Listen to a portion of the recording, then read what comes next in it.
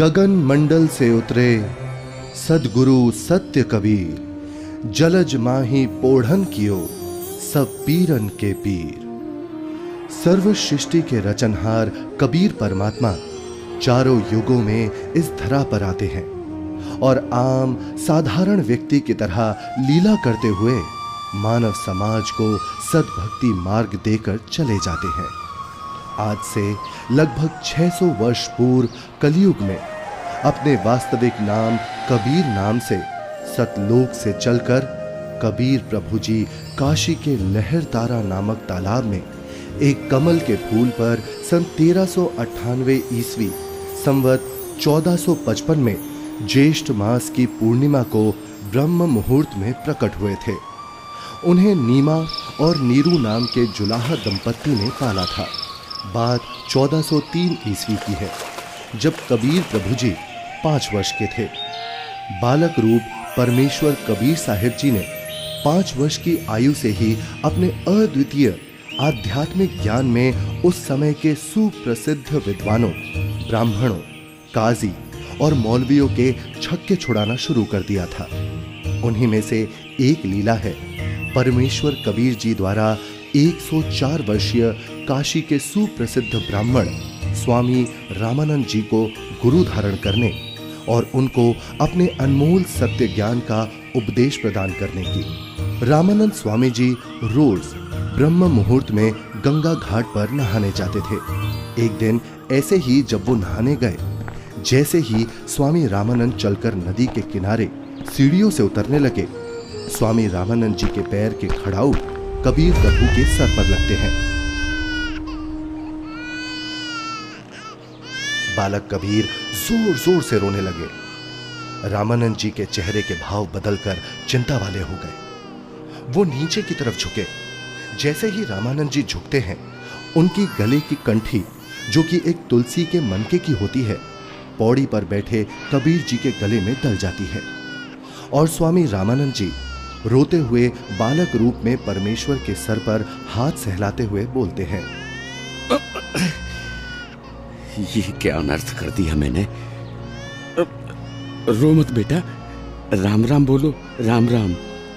राम राम कहने से सब दुख दूर हो जाएंगे। ये बच्चा जरूर अपने माँ बाप से बिछड़कर यहाँ आ गया है।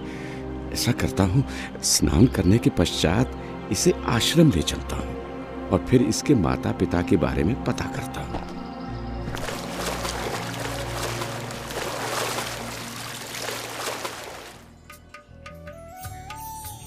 स्वामी रामानंद जी वैष्णव धर्म का प्रचार प्रसार भी खूब किया करते थे, जिसके लिए उन्होंने 1400 ऋषि शिष्य भी प्रचारक रूप में बना रखे थे। स्वामी जी के उन्हीं शिष्यों में से एक थे ऋषि विवेकानंद जी, जो कि बहुत ही अच्छे प्रवचनकर्ता रूप में प्रसिद्ध थे, जिनको स्वामी जी द्वारा काशी शहर के एक क्षेत्र का उपदेशक भी नियुक्त किया हुआ था। प्रतिदिन की तरह ही एक दिन जब ऋषि विवेकानंद जी शाम के समय विष्णु पुराण से कथा सुना रहे थे। श्री हरि विष्णु जी ही सभी के रक्षक व पूर्ण परमात्मा है। उन्होंने ही राम जी और कृष्ण जी के रूप में जन्म लिया है। वास्तव में भगवान विष्णु ही अजन्मे हैं, अविनाशी हैं। श्री हरि विष्णु भगवान की जय। श्री हरि विष्णु भगवान की जय। श्री हरि विष्णु भगवान की जय। वेद पढ़े पर भेद न जाने, बाँचे पुराण 18। पत्थर की पूजा करे, भूले सृजनहारा।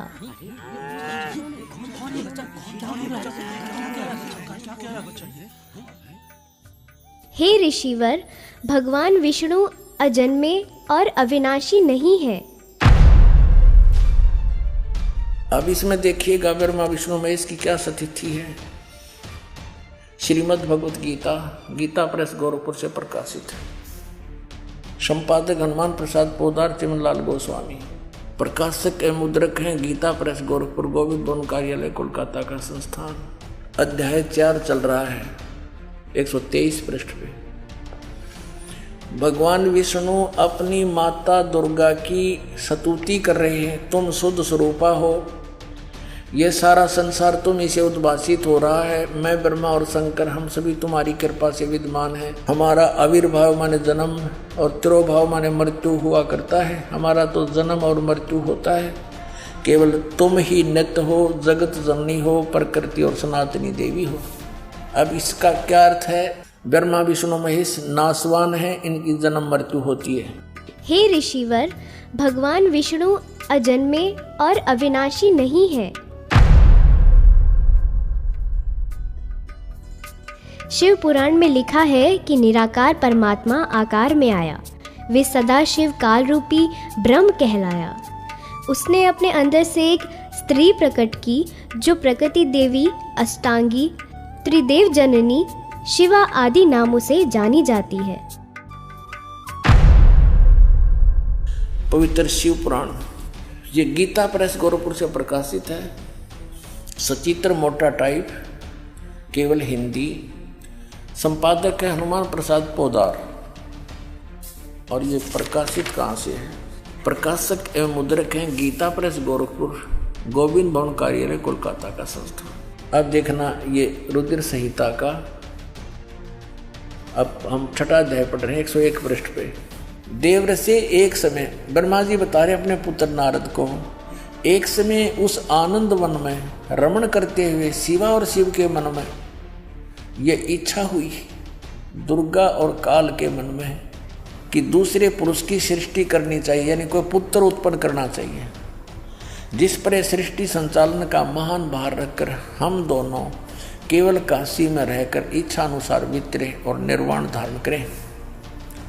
ऐसा निश्चय करके शक्ति सहित सर्वव्यापी परमेश्वर शिव ने, इस काल ने, अपने वाम भाग के 10वें अंग पर अमृत मल दिया।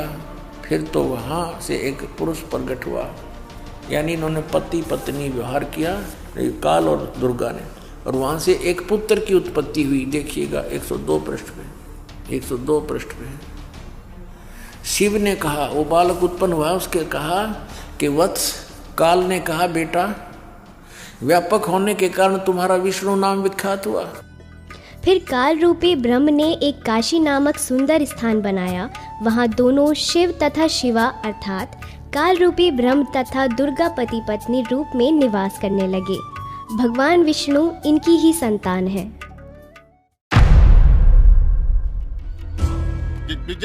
ये सब झूठ बोल रहा है, और ये सब छोड़, तू ये बता तू कौन है, किस जाति का है, गुरु कौन है तेरा? ये तो जुलाहा है, नीमा नीरू का पुत्र है। हे ब्राह्मण, मेरे गुरु भी वही है जो आपके गुरु हैं। अच्छा, तुझे पता भी है मेरे गुरुदेव कौन है? मेरे गुरुदेव स्वामी श्री श्री 1008 स्वामी रामानंद जी महाराज हैं। जी पंडित जी, मेरे गुरुजी भी स्वामी रामानंद जी ही हैं। झूठ, सरासर झूठ। देखो भाइयों, ये जुलाहा सरेआम झूठ बोल रहा है। मेरे गुरुजी तेरे जैसे अछूत के दर्शन भी नहीं करते। शिष्य बनाना तो बहुत दूर की बात है। कल सुबह तुझे गुरुजी के समक्ष पेश करूंगा। दूध का दूध, पानी का पानी हो जाएगा। गुरुदेव तुम्हें स्वयं दंड देंगे। मेरे गुरु का नाम मिट्टी में मिलाता है। तुम भी आना भाइयों, देखना अपनी आंखों से। इस कबीर जुलाहे का झूठ कल सबके सामने आ जाएगा। हाँ, हम सब आएंगे, हम सब आएंगे, हम सब आएंगे।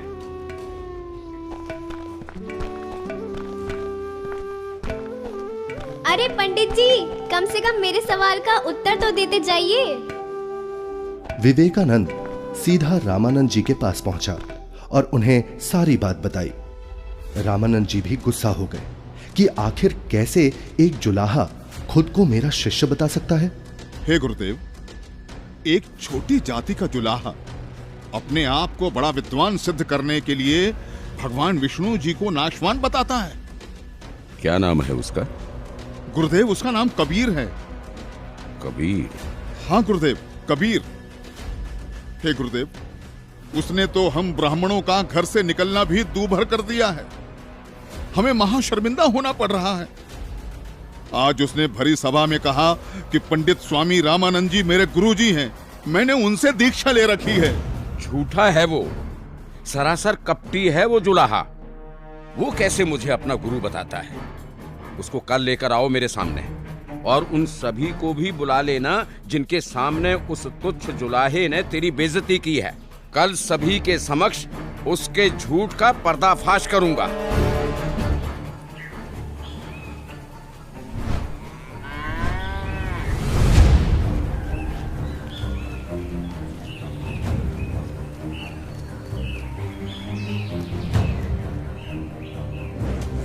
नीरू जुलाहे का घर कहाँ है?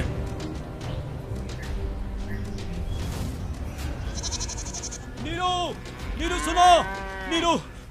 नीरू क्या हुआ भाई? बड़े परेशान दिख रहे हो। विवेकानंद अपने साथियों के साथ कबीर को पकड़ने आ रहा है। आपका घर पूछ रहा है। हाँ, लगता है कबीर ने इनको कुछ कहा है। उसे समझाओ, इनसे पंगा ना ले। क्या? कौन आ रहा है? हमें हमारे कबीर के लिए कौन आ रहा है? कौन पकड़ेगा? नीमा और नीरू डर जाते हैं और कबीर को झोपड़ी के पीछे ले जाकर कंबल से उड़ाकर छुपा देते हैं। तभी विवेकानंद वहां पहुंच जाता है। कहां है वो दंड वाला कबीर? कल उसने भरी सभा में मेरे गुरुदेव का अपमान किया है। आज सबके सामने गुरुजी उसकी पिटाई करेंगे।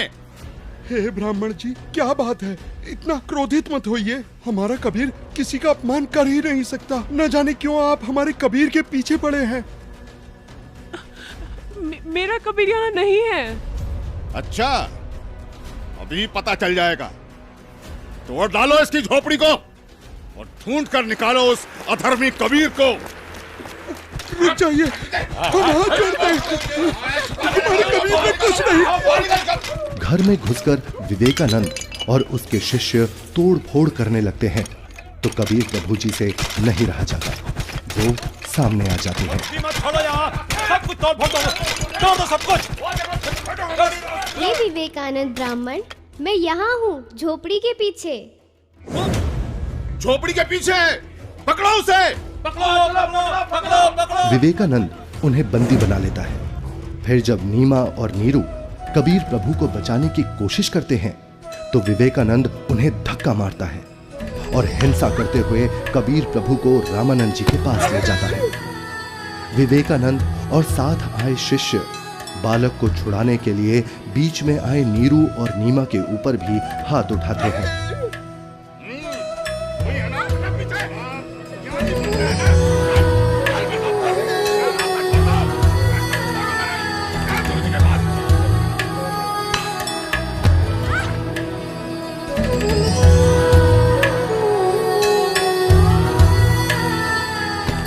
नीरू को भी कुछ गुंडे लाठी डंडों से मार मार कर मृत समान कर देते हैं।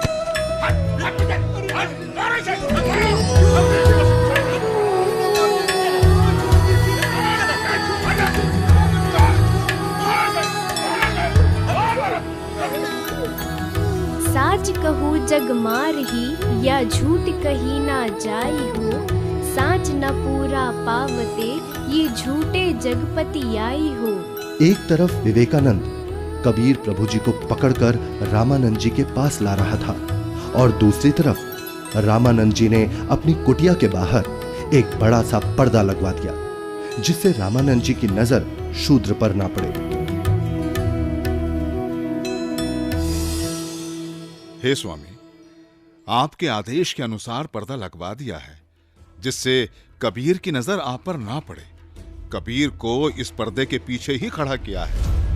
मारो इसे, इसने हमारे गुरुदेव का अपमान किया है। मारो, हमारे ईश्वर की निंदा की है इसने। मारो इसको, मारो इसे, मारो। शांत शांत शांत। आप सभी शांत रहें। गुरुजी खुद ही इस अधर्मी को सजा देंगे। कौन है तू जुलाहे? मैं सतलोक का निवासी हूँ, अजन्मा अविनाशी हूँ, पूर्ण ब्रह्म परमेश्वर हूँ। मेरा नाम कबीर देव है। ये सृष्टि मुझ पर ही आश्रित है। तू हाड़ मांस का बना मुसलमान के टुकड़ों पर पलने वाला नीच जुलाहा जाति का बालक है। तू खुद को परमात्मा कहता है। सत्य यही है कि मैं ही सर्वशक्तिमान परमेश्वर हूँ और आप ही मेरे गुरुजी हैं। आप मुझे अपशब्द कह रहे हैं तो भी मुझे आनंद आ रहा है गुरुदेव। तू ऐसे नहीं मानेगा ना जुलाहे। तू थोड़ी देर प्रतीक्षा कर, मैं पहले पूजा कर लेता हूँ, फिर तुझे देखूंगा।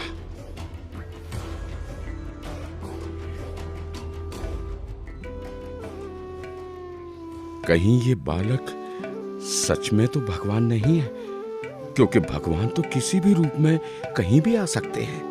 कहीं मुझसे कोई गलती ना हो जाए। अपनी पूजा साधना के बाद सोच समझ के बात करूंगा। 104 वर्ष के रामानंद, जो कि सालों से ध्यान कर रहे थे, वो ध्यान करते हुए ही ध्यान में ही भगवान की काल्पनिक छवि बनाते और उनकी पूजा करते। लेकिन उस दिन ध्यान में कुछ अलग हुआ। स्वामी जी कल्पना में खड़े होते हैं और श्रद्धा से नंगे पैरों जाकर गंगा से जल लेकर आए और ठाकुर जी के वस्त्र उतारे, फिर स्नान करवाया तथा नए वस्त्र पहना दिए, तिलक लगाया और भगवान के सर पर मुकुट रख दिया। तब पास में रखी कंठी पर ध्यान गया और कल्पना में ही बोले, हे भगवान, आज तो कंठी डालना ही भूल गया। फिर कंठी उठाकर मुकुट के ऊपर से डालने लगे, लेकिन माला मुकुट में फंस गई। अब स्वामी जी चिंतित हो गए और कल्पना में ही सोच रहे हैं, हे भगवान, आज ये आपके दास के साथ क्या बनी? यदि कंठी नहीं डाली तो पूजा अधूरी रह जाएगी। और अब यदि मुकुट उतार दिया तो पूजा खंडित हो जाएगी। आज से पहले ऐसी गलती कभी नहीं बनी थी। हे प्रभु, आज क्या गलती बन गई मुझ पापी से। आज का तो मेरा सारा दिन ही व्यर्थ गया। जब स्वामी जी मन ही मन में व्याकुल हो रहे थे और अपने आप को कोस रहे थे, तब परमेश्वर कबीर साहिब जी पर्दे के पीछे से बोले, हे स्वामी जी, चिंता मत कीजिए, इस माला की गांठ खोल दीजिए और फिर ठाकुर जी के गले में डालकर इस माला को बांध दीजिए, फिर आपको मुकुट उतारना नहीं पड़ेगा। स्वामी रामानंद जी ने जब कबीर साहिब जी की पर्दे के पीछे से आवाज सुनी तो उन्हें एकदम झटका सा लगा।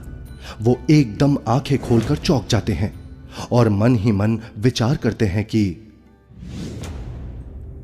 हे भगवान, ये क्या? यहाँ ना तो कोई मूर्ति है और ना कोई माला। मैं तो काल्पनिक पूजा कर रहा था और मेरे मन में चल रही इस काल्पनिक क्रिया को इस बालक ने कैसे जान लिया? ये कोई साधारण बालक नहीं हो सकता। मेरे इस भजन क्रिया को तो केवल भगवान ही जान सकता है। ये तो साक्षात भगवान है। आपने तो मेरे मन की बात बता दी। आप तो स्वयं भगवान आए हो। आप कोई साधारण बालक नहीं हो। हाँ, आप कोई साधारण बालक नहीं हो। फिर स्वामी जी को महसूस हुआ कि बालक कबीर के शरीर में कहीं हड्डियां तो महसूस हो ही नहीं रही। तभी वो बालक कबीर को सीने से हटाकर उनके हाथ पैर यानी शरीर को दबा दबा कर देखने लगे। हे भगवान, आपका शरीर तो बहुत कोमल है, जैसे रुई हो। आपके शरीर की तुलना में मेरा तो पत्थर जैसा शरीर है।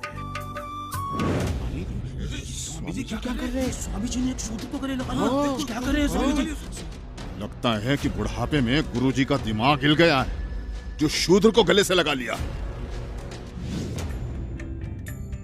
हे भगवान, अगर आपकी आज्ञा हो तो मेरी कुछ शंका है। कैसी शंका गुरुदेव? हे भगवान, एक बात समझ नहीं आई। आपने झूठ क्यों बोला? कैसा झूठ स्वामी जी? आप कह रहे थे कि आपने मुझसे उपदेश ले रखा है, लेकिन मैंने तो आपको कभी नाम दीक्षा नहीं दी। स्वामी जी, याद कीजिए, एक समय आप पंचगंगा घाट पर स्नान करने के लिए गए थे। मैं वहाँ पौड़ियों पर लेटा हुआ था। आपके पैरों की खड़ाऊ मेरे सिर पर लगी थी और मैं पीड़ा के कारण रो रहा था। तब आपने मेरे सिर पर हाथ रखा और कहा कि बेटा राम राम बोलो। तो स्वामी जी, आप मेरे गुरु बन गए और मैं आपका शिष्य। मेरा तो उद्देश्य ही वहां पर आपसे दीक्षा लेना था।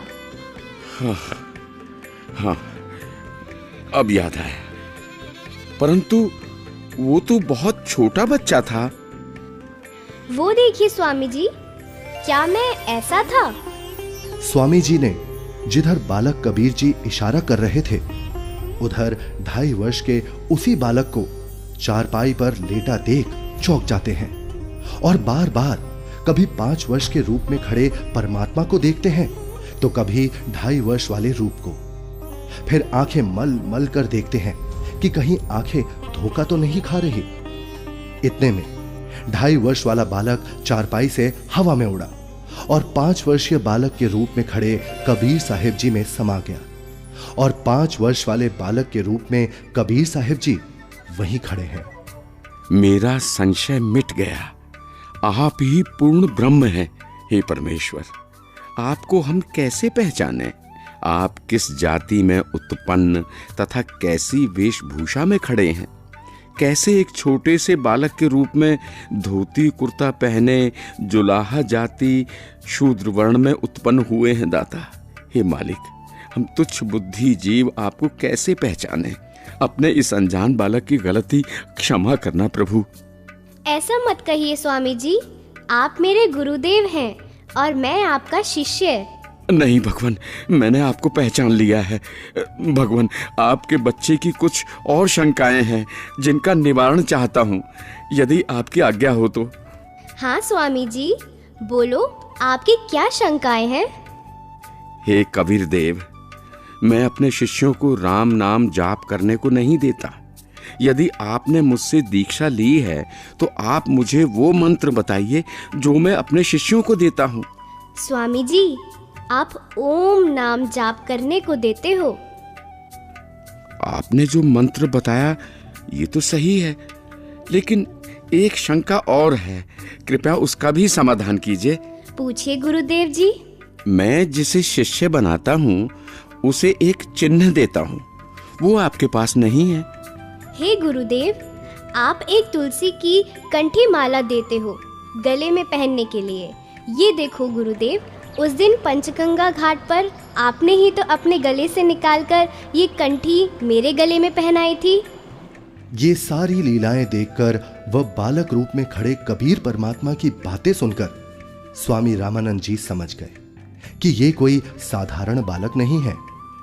उसके बाद कबीर परमात्मा ने स्वामी रामानंद जी को अपने उसी 5 वर्ष के बालक के रूप में अपने साथ यमलोक, स्वर्गलोक, विष्णुलोक, शिवलोक और फिर अंत में सतलोक में ले जाते हैं। ये सतलोक है। सतलोक में नूरी आत्माएं घूमती हुई, सफेद वृक्ष, सफेद फल, फूल, महल, दूधों की नदियां दिखती हैं, हीरे मोतियों के चमकीले पहाड़, सफेद वस्त्रों में मोतियों की माला पहने आत्माएं सतलोक में घूमती हुई। फिर वो दोनों एक बड़े से गुंबदनुमा महल के अंदर सतलोक में भगवान के पास पहुंच जाते हैं। सतलोक में पूर्ण परमात्मा कबीर जी एक गुंबद में एक ऊंचे सिंहासन पर विराजमान दिखते हैं। दोनों उस सिंहासन पर बैठे परमात्मा को प्रणाम करते हैं। अब बालक रूपधारी कबीर देव उस सिंहासन के पास जाते हैं और सिंहासन पर बैठे अपने अन्य रूप पर चवर करते हैं। ऐसा देखकर रामानंद जी सोचते हैं, इसका मतलब कबीर देव जी इस सिंहासन पर बैठे सच्चे परमात्मा के सेवक हैं। तभी सिंहासन पर विराजमान तेजोमय परमात्मा सिंहासन से उठकर खड़े हो गए और कबीर देव जी के सामने हाथ जोड़कर कबीर देव जी को बैठने का आग्रह करने लगे। बालक रूप में कबीर परमात्मा सिंहासन पर बैठ गए और पहले सिंहासन पर बैठे परमात्मा बालक कबीर को चवर करने लगे। रामानंद जी प्रभु के सामने हाथ जोड़कर खड़े रहे। तभी फिर तेजोमय परमात्मा एक प्रकाश पुंज में बदल गया और फिर वो उस बालक कबीर जी के शरीर में समा गया। अब बालक कबीर जी का शरीर भी उतना ही तेजोमय हो गया जितना कि पहले सिंहासन पर बैठे परमात्मा का था।